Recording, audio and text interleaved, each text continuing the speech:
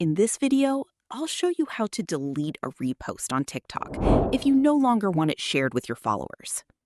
First, open the TikTok app and tap on Profile in the bottom right corner. By default, you'll land on your Videos tab. From here, swipe left through the tabs until you reach the Reposts section, identified by the two arrows forming a circle. Once you're in the Reposts tab, find and open the repost that you want to remove. Now tap the Share button, usually located on the right side of the video. In the menu that appears, select Delete Repost or Remove Repost. After tapping it, the repost will be removed immediately from your repost section. If you don't see the change right away, try refreshing your profile or reopening the app. And that's it. You've successfully removed a repost from TikTok. Pretty simple, right? Thanks for watching. Don't forget to like and subscribe for more TikTok tips and tutorials.